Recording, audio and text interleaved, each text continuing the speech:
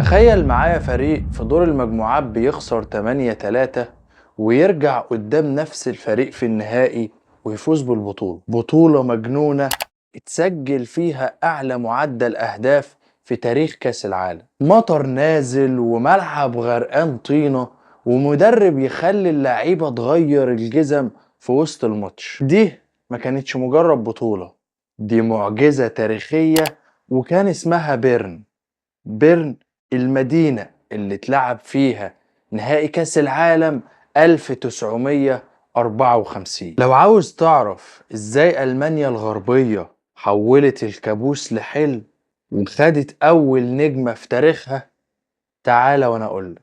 السلام عليكم ورحمة الله وبركاته، معكم أدهم حجازي في حلقة جديدة مما وراء الخطة، واستكمالا لسلسلة كأس العالم التاريخية. معانا بطولة من أغرب بطولات كأس العالم اللي حصلت في تاريخه، ويلا بينا. استضافت سويسرا البطولة بعد ما أثبتت أحقيتها في الاستضافة مع البرازيل في النسخة اللي قبلها، وعلى مبدأ التناوب اللي عمله الاتحاد الدولي لكرة القدم إن البطولة تقام مرة في أمريكا الجنوبية ومرة في أوروبا، فكانت سويسرا هي الأحق بتنظيم البطولة. البطولة دي شهدت لأول مرة تواجد 16 فريق من 4 اتحادات قارية اللي هم أوروبا وأمريكا الجنوبية وأمريكا الشمالية وآسيا. وكمان شهدت البطولة دي أعلى معدل أهداف في تاريخ كأس العالم ب5.4 هدف في كل مباراة، وده طبعا بيبين لك قد إيه طرق اللعب كانت سهلة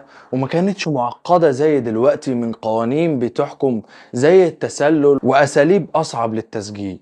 المجموعة الأولى ضمت البرازيل والمكسيك وفرنسا ويوغوسلافيا، والمجموعة التانية ضمت كوريا والمجر وتركيا وألمانيا الغربية. أما المجموعة التالتة كان فيها اسكتلندا وتشيكوسلوفاكيا وأوروجواي والنمسا، والمجموعة الرابعة كانت انجلترا وسويسرا وبلجيكا وإيطاليا. دور المجموعات ده شهد نتائج كبيرة، والمجر فيه حرفيا كانت فريق مرعب.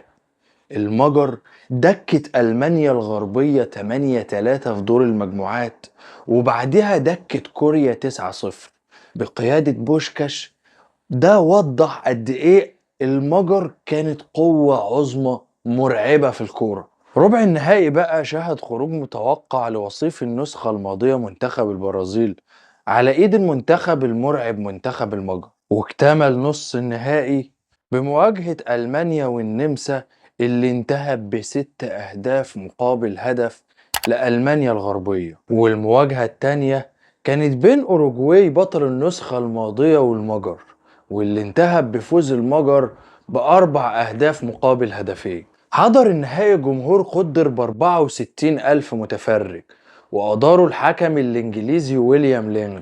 بدأت المباراة وسريعا ما تقدمت المجر بهدفين في الدقيقة 6 والدقيقة 8 عن طريق بوشكاش وتشيبور، وكله أجمع إن الكاس خلاص في بودابست.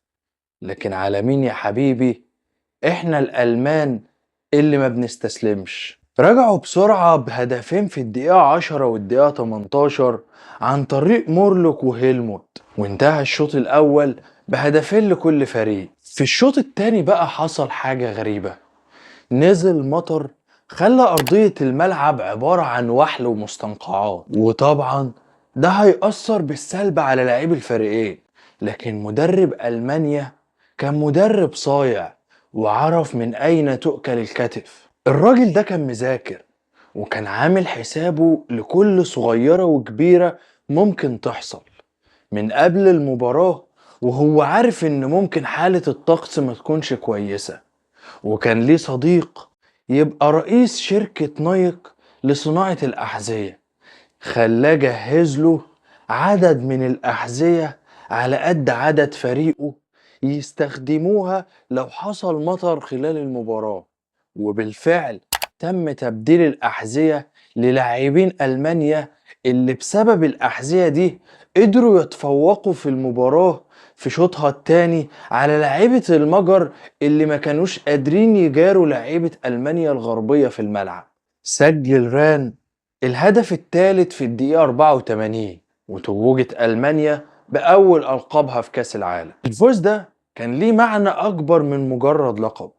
الفوز ده عطى أمل لشعب ألمانيا اللي كان مدمر نفسيا بعد هزيمة الحرب العالمية التانية وانتحار هتلر. كان بداية جديدة لشعب بيدور على أي أمل ومصدر فخر. فوز اتحقق في مدينة بيرن السويسرية، المدينة الجميلة اللي الألمان بعد كده سموها معجزة بيرن نسبة لفوزهم بكأس العالم فيها 1954. كان معكم أدهم حجازي مما وراء الخطة.